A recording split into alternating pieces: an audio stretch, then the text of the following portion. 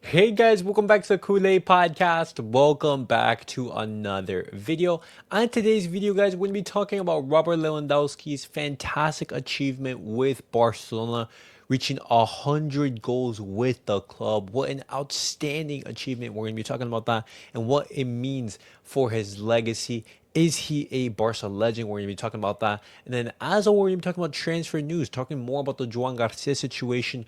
What is the latest? And as well, talking about Ansu Fati, as there is some news in regards to his transfer. We're going to be talking about that on the channel as well. But guys, as always, make sure to follow me on all of my social media platforms. Everything is posted down below in the description. Go over there and check me out. That way you guys stay up to date with everything that I do on the channel. But guys, let's get started with the video.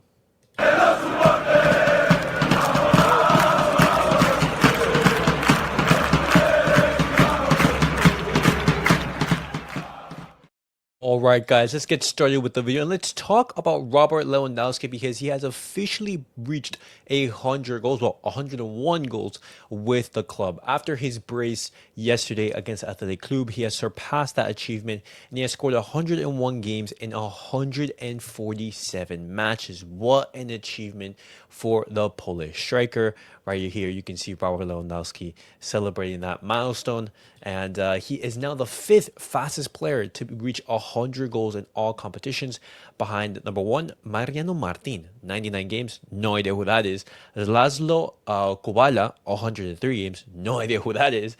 Luis Suárez, we all know who that is, with 120 games played. And Evaristo, 143 games. Wow. I don't know who, 3 of those top 5 players are, but it's absolutely fantastic to have Robert Lewandowski among those players. And when we talk about his legacy as a Barcelona legend, I want to hear your guys' opinions in regards to that. Is he a Barca legend? Because Robert Lewandowski, he's been here for 3 seasons. He joined in the 2022-2023 season under Xavi. He's won 2 league titles. He's won a Copa del Rey, 2 Supercopa de Españas for a total of 5 trophies in 3 seasons.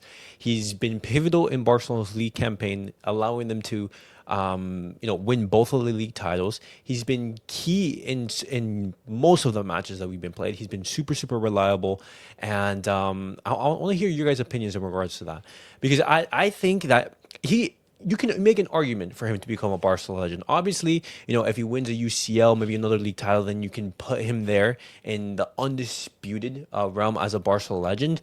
Or you can say, hey, he is, sort of on the low end, of a Barcelona legend, of a player who came in in a short span of time was able to have a huge impact to the club. But I think what is really going under the radar and is what underrated about what Robert Lewandowski is doing is that he, left Bayern Munich when they were at their peak of their powers. After COVID, and after that, after the fantastic seasons that they've been having, and he took a gamble on Barcelona, because Barcelona, we weren't in the best of spots. He joined Barcelona. We were able to win trophies.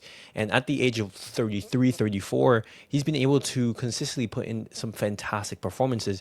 And so I want to know your guys' thoughts in regards to this. Where do you guys rank Robert Lewandowski as legends? Because if he is able to have, another outstanding season, he can genuinely have an absolute fantastic legacy at the club. And what was 4 years at the club. Absolutely fantastic to see. But I want to celebrate Robert Lewandowski's achievement with the club. But now I want to be moving on and I want to be talking about Joan Garcia, because more and more reports are coming out in regards to Joan Garcia, conflicting reports.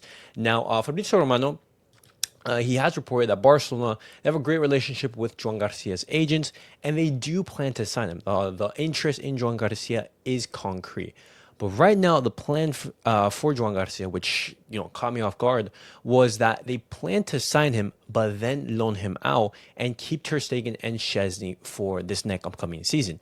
And when I heard that, I was thinking, why are we signing a keeper for that we need now and plan to utilize him next season, loan him out, and rely on the players that we have now? The only reason why I can think that is that, hey, they view him as a fantastic player, but they want to necessarily keep the players that they have now in regards to Ter Stegen and Szczesny, And then in the season, when one of them leaves, then you bring in Joan Garcia.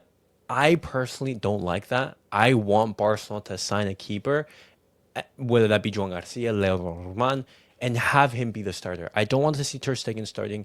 And I think Szczesny, we've seen what he can offer. He's a player who isn't in his latter years of his career. He just came off of retirement.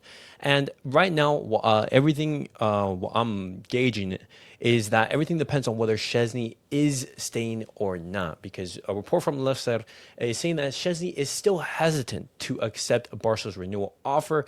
Barcelona, they expect him to accept the offer and to stay, but nothing is clear.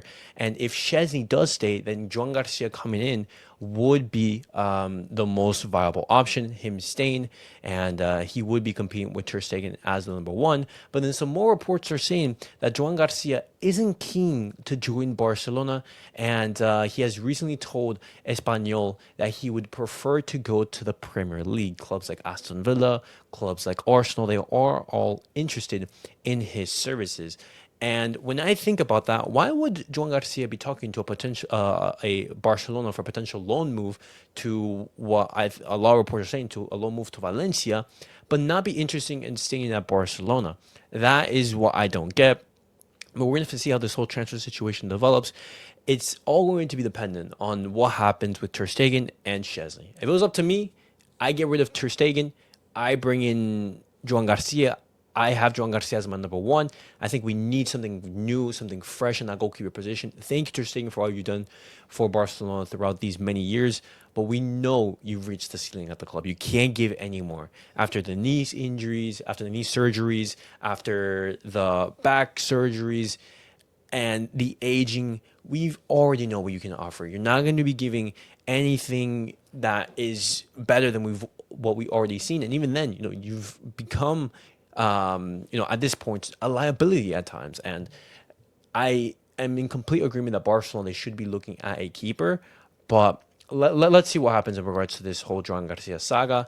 And the last piece of news I did want to discuss with you guys today is in regards to Ansu Fati. Ansu Fati, his career at Barcelona, it's most likely going to end. He is most likely going to be leaving this summer, or whether to join, a Monaco, a La Liga side. But his future, it looks very far away from Barcelona. Hansi Flick hasn't really trusted him throughout the entirety of the season. And what we do know right now is that reports are very advanced between him and Monaco. It seems that everything is close to being finalized. But Jorge Mendes, in these past couple of days, he has met with Ansu Fati and has brought him a new offer from Chelsea, the Premier League team who has reached the UCL places. And whether Ansu Fati should be considering this offer from Chelsea, I think it would be a mistake. I don't think Ansu Fati would be suited to Chelsea. We've seen him go to the Premier League and not really shine. And going to Chelsea, who next season are going to be playing in the UCL, where the expectations are going to be higher, where there is going to be a lot of pressure to perform, and who necessarily his starting position wouldn't be guaranteed, I don't think it'd be a right offer or the right move for Ansu Fati to join Chelsea.